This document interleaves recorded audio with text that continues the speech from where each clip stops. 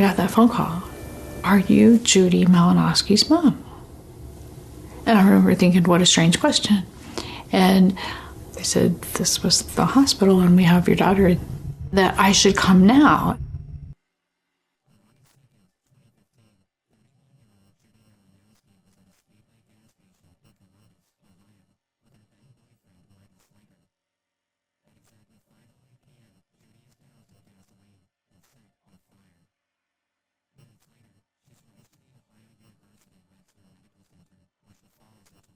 I've seen plenty of burns to her degree. I can't say I've seen many that have survived. Judy was my firstborn. I remember it like it was yesterday. It was the happiest time of my life. And she was just my best friend.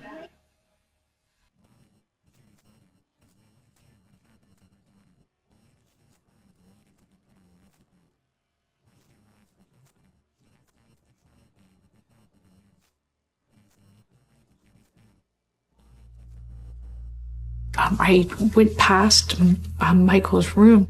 I went in there and I was like, Michael, where is Judy? I'll never forget it. He looked at me and he said, it was an accident, it was an accident.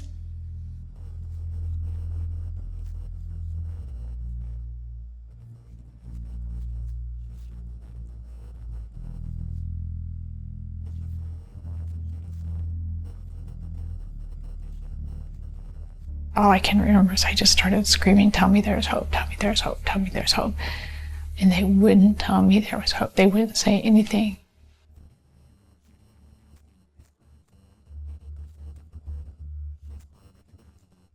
We have an equation which is based on the patient's age and percent burn. In Judy's case, she was 31 and approximately 80% burned, so that made her like 110% mortality.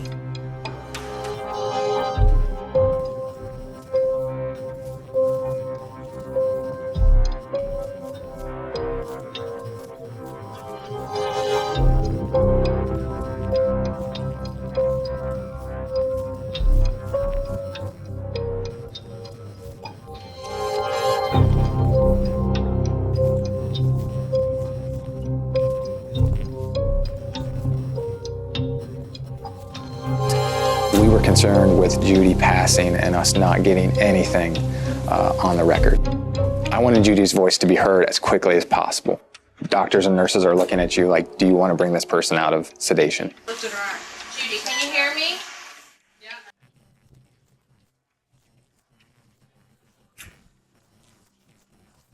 Okay, are you hurting right now? Okay. All right. Would you mind if someone asked you a couple questions about what happened? Stay calm, Jude. Stay calm, baby. I remember leaning in to talk to her. And, I don't even know if she can hear me. Judy, this is Detective Phil Hagan with Johanna. Can you hear me? You can. Judy, did you spill gas on yourself? No. Did Mike spill gas on you? Yes. Yes? Okay.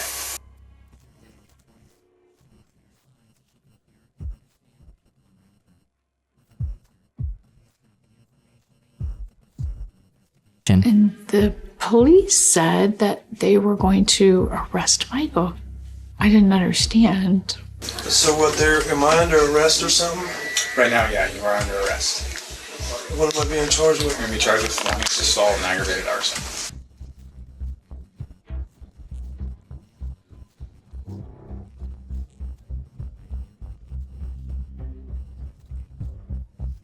Let me just be direct with you too, Mike, okay? So we saw exactly what happened. We saw you pour gasoline over top of her head. She stumbles to the ground. You lean over and light her on fire. We saw what happened. We know what happened. That's not the way it looks. We're arguing. She threw pop on my face, and then we was going back and forth with it. And when she come in and spit in my face, and I said, "Oh, wait here. You want to ruin my stuff up?" I said, "Here, boom, I'm gonna ruin your clothes." It wasn't to start her on fire or nothing, you know what I mean? It was just to ruin her clothes. Right, yeah. So we knew right away that he had lied to us. He had made several statements about how the gasoline got on Judy. And then he developed from there. Okay, I panicked, I lied about that, I shouldn't have. But she took her sweatshirt off, and it didn't even occur to me that there would still be gas there. Here's my attorney. In this case, where I thought that there was some doubt, was to whether he knowingly caused serious physical harm. I still have trouble understanding that someone could do that to another human being.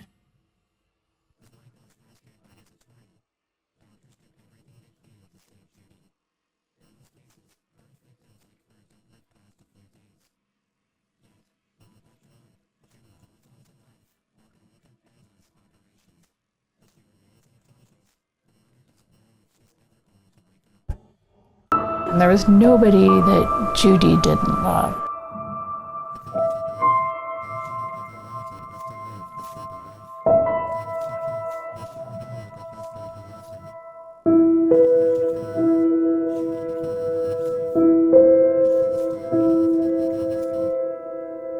When I was a little kid, I would look at my mom, and I just want to grow up and be like her. People can just say, like, I love you, not always mean it. But for my mom, like, I always knew that she, like, actually loved me. We were playing the delay game. It sounds terrible, but we were basically waiting for Judy to die so that we could charge Mr. Slager with the homicide. And we got a call one day that she was awake.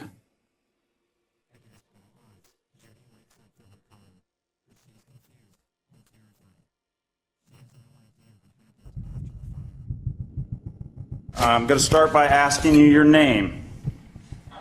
Judith Ann Malinowski. Do you know how many surgeries you've had? Over 50. And you're aware that you have coded 7 times, correct? Yes. You understand the prognosis is not good, correct? No. But you're fighting against it, right? Yes. It had to be explained to her that Mr. Slager was in jail. I remember her being emotional about that. She actually felt bad for Mike at that point.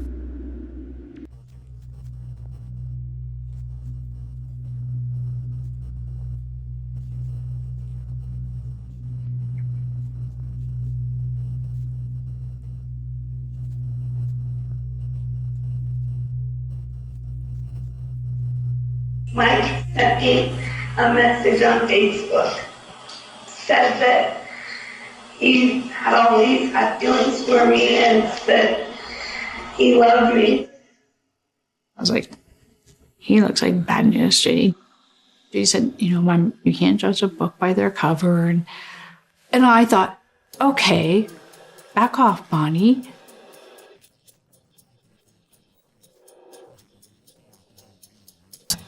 He has theft, domestic violence, menacing, aggravated menacing, making a false police report, domestic violence, aggravated menacing, assault, aggravated menacing, domestic violence, assault, domestic violence, assault, domestic violence, endangering children, domestic violence, endangering children, rape, which was, I think, pled down to a sexual battery. So he began to, I would say, dote her, like just messaging her and just everything I guess a girl wants to read, especially, you know, where Judy was in her life. Did you have a diagnosis and a surgical procedure when you were 27 years old? Yes. Ovarian cancer. Okay, thank you. And you had some complications as a result of that surgery, correct? Yes. I was placed on very strong painkillers. I got addicted to them. And she had told me, Mom, I'm getting addicted to this pain medicine. And I said, Judy, it's fine. Just take them as the doctor prescribes them. I realized that she was a binge user, and she would go and use and self-medicate whatever she needed.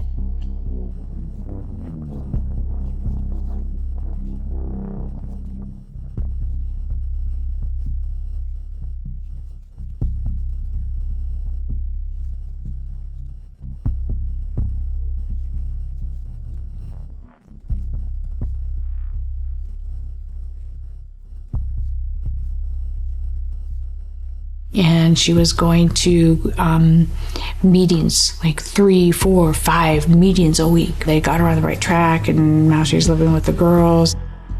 She was doing the best she had ever done. Everything went downhill when Michael came into the picture. That's when drugs and all that came into play. He brought her drugs, she relapsed, so he had complete control over her. I don't think that Michael ever did drugs. He definitely preyed on women that had addiction problems.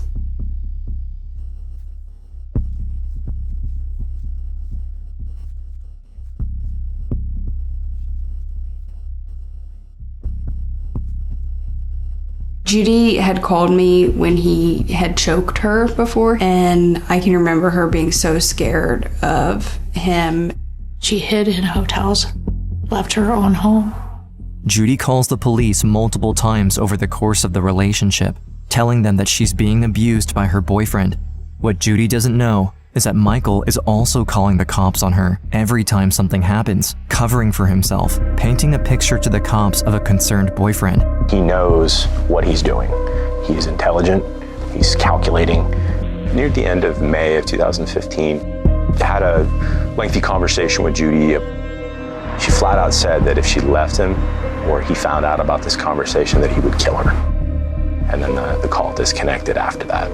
It's spring of 2016 when Judy wakes up in the hospital. For the first time since the attack, Judy's daughters will get to see her, along with her siblings. They know the shock they're about to get. When I walked in, I definitely was like, that's not my mom. You just don't believe that that's who they're telling you it is. The surgery was in the hospital bed. And the surgery said, everything's all right. And she asked me for a hug. I said, no, you're hurt. Because I didn't want her to get hurt.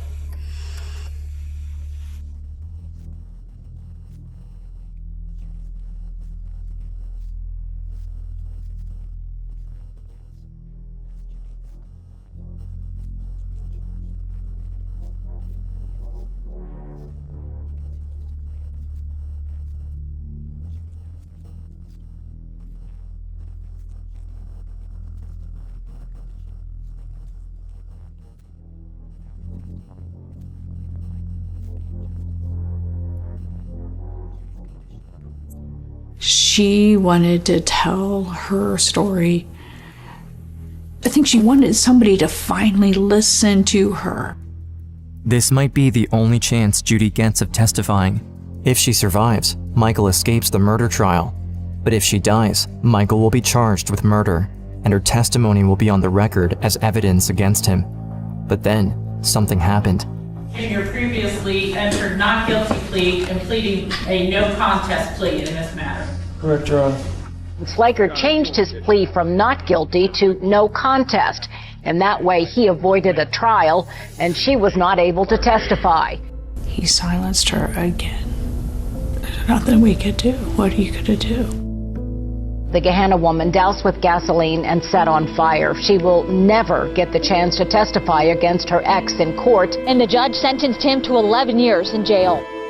The maximum sentence Michael could receive for dousing her in gasoline and lighting her on fire was 11 years, which is very similar to the penalty you would receive for lighting a car on fire.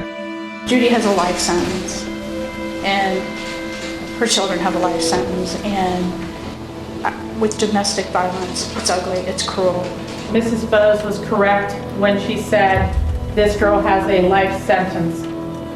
And you've done it and you haven't been sorry. You've done all the things that really show what a despicable individual you are.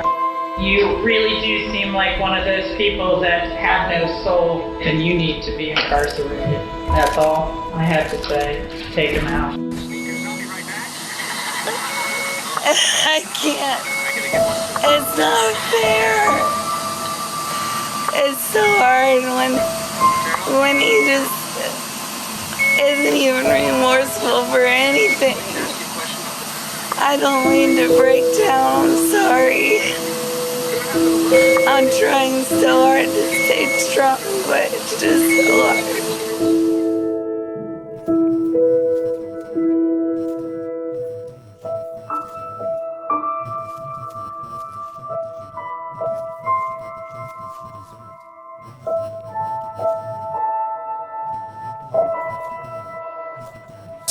There was this part of her that wanted to make it and to live, to fight for every other woman that had been through something like that.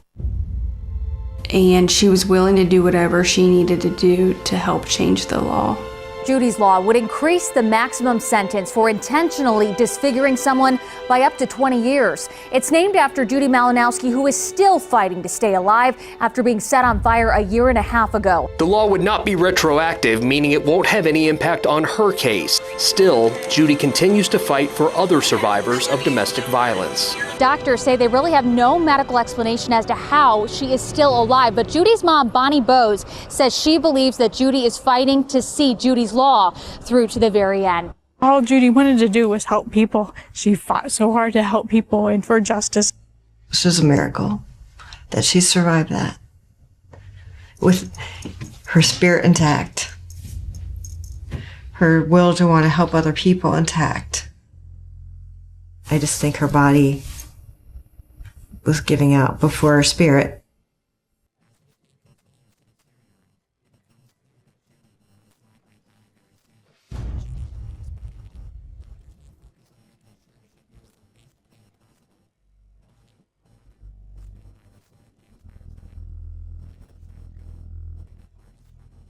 Although they don't give her much time, even if God takes her, she'll always be here.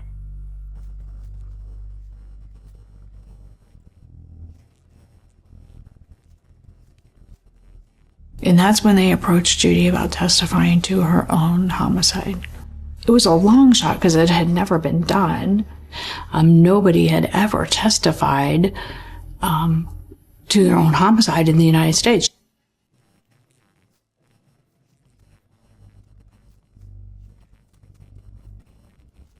It hurts so bad. I don't want to do it. I have to. As a mother, you know your child, where was her limitation? Could she do this, even though her intentions were good? Judy Malinowski will be allowed to testify about her own death in the trial of her accused killer. The case that's drawn national attention. This would be the first time that a victim was allowed to testify from the grave in a murder case. She said, "Mom, I know I haven't endured this much pain in vain." Tell me your name and then you're ready to testify. Hi, my name is Judith Malinowski, and I am ready to testify on Thursday. All right. I think Judy expressed being tired of fighting and in pain. But she would not say to me, "Mom, I want to give up. I want to stop," because she knew what that would do to me.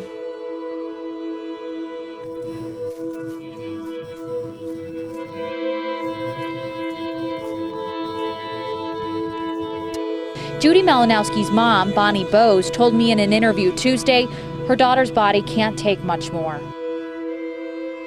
So they asked me to sign these papers, and I said, "No, I will not sign these hospice papers." She said, "Mom, I will." And she put an X. And I know Judy, because Judy would have normally tried to do a J, and she just put an X and handed it back. I said, okay, Judy, I'll hold your hand until Jesus takes the other.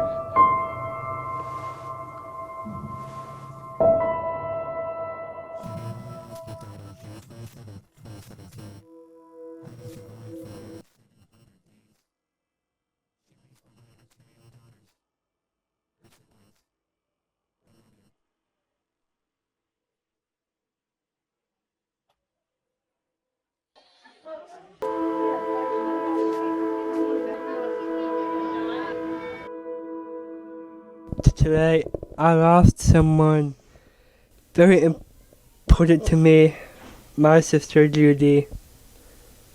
And she was my favorite sister for a very long time.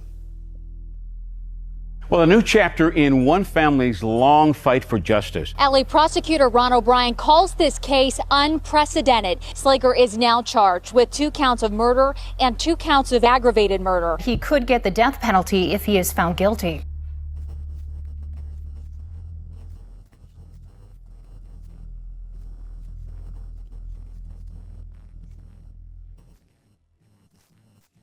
We'll fight like heck to keep that testimony of the victim excluded from any jury trial.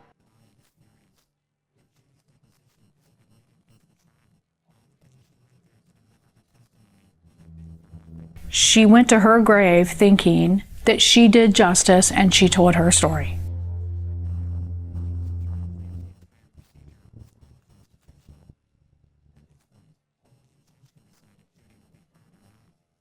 A criminal defendant's right to confrontation is of paramount importance.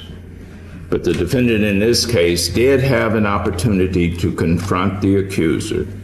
Thank you, God. A potential historic decision. Today's judge's ruling makes her the state's first murder victim to testify at her killer's trial. New hope for Judy Malinowski's family that not only justice will be served in her death, but that her own voice will be heard in court.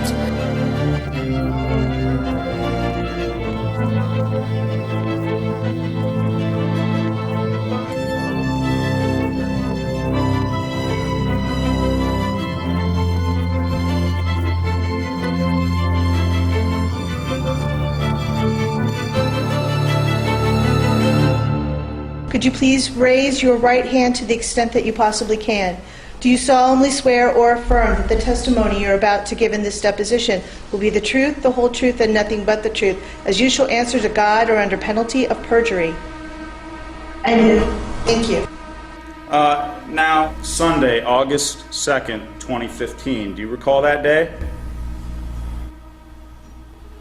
August 2nd, 2015, yes, I do. So when you were with Mr. Slager, you indicated that the two of you stopped at Speedway. What did you stop there for? To get cigarettes. We were arguing back and forth. Either one of us were very happy with each other. While he went inside, you got out of the truck and went behind that Speedway. What happened as you stood behind that Speedway? Mike came in a matter of no time at all around in his truck.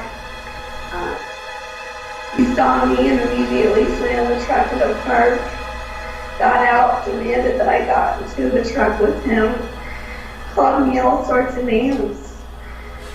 We argued for a good 5 to 10 minutes, and then I threw my pop on him. You threw a pop on him?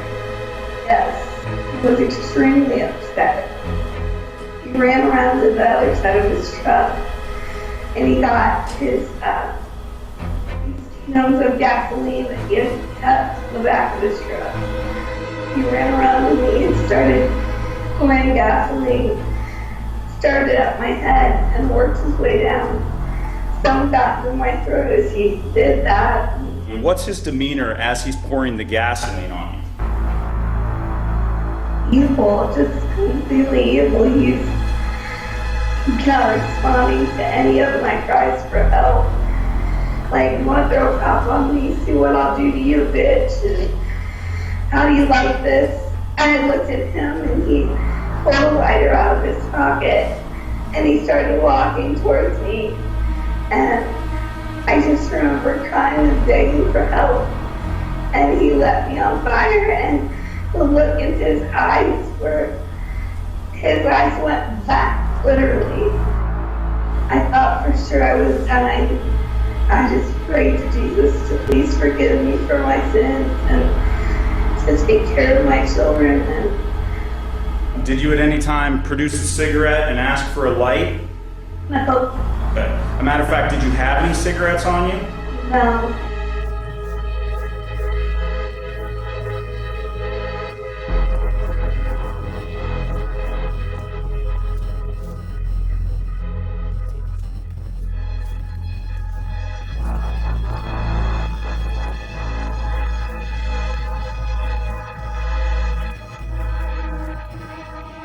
Can you tell us what you were wearing that morning of August the 2nd? I don't remember. You remember getting dressed that morning? No, I don't. I don't remember a lot of things, but I wish I.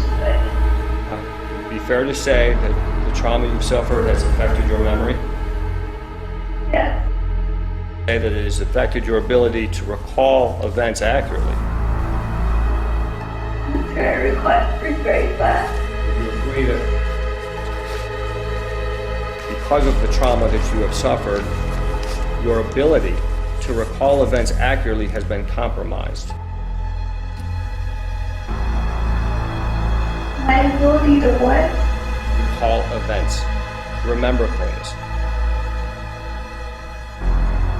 I can recall the events, but the missing details of them is what's hard for me to recall.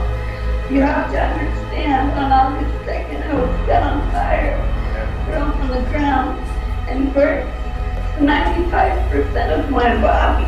I understand. I appreciate that. Man, I just remember walking out thinking, that was awful. That was horrible. I didn't want to do it. I felt bad for her from day one. I mean, I absolutely felt bad for her. 3 hours of questioning. I couldn't interrupt. I couldn't knock on the door and see if she was okay. And when I went in there, she just grabbed me as best she could. And her entire burned body just shook.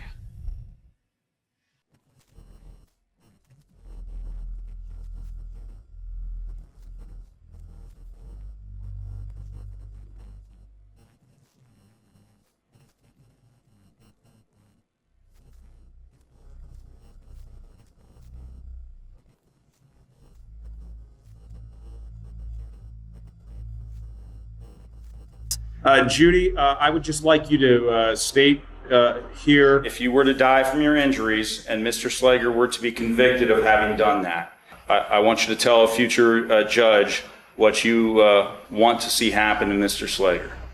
I would like to see him charged with murder and do a life sentence. I think that he deserves that. She didn't believe in the death penalty. And while I very much think Michael Slager deserved to die for what he did, I think she had the right to tell the judge what penalty she wanted.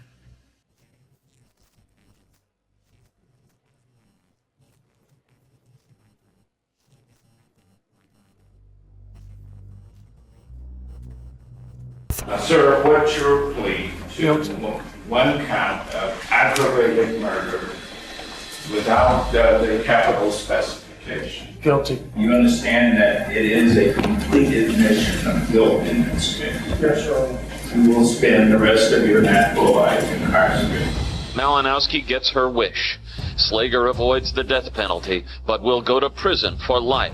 I'm so proud of her, and I know one day I'll see her.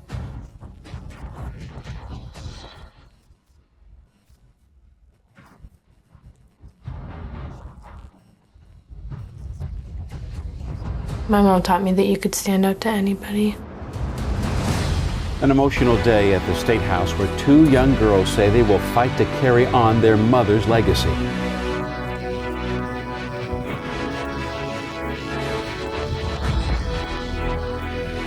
A brave young girl stood up for her mother, Caitlin Malinowski testified before a Senate committee. Hello, Mr. Chairman and Senate Committee. My name is Caitlin Malinowski. I am Judy's daughter. Please pass my mom's law, because together we can prevent this from happening to other families. If the bill passes, her memory will live on through Judy's law, We know that our mommy did not suffer in vain. extending the sentence by 6 years for cases like Judy's where an accelerant like gas is used. I think it's the first step towards what her legacy should and will be. House, prepare and proceed to vote. Well, today, every representative said yes.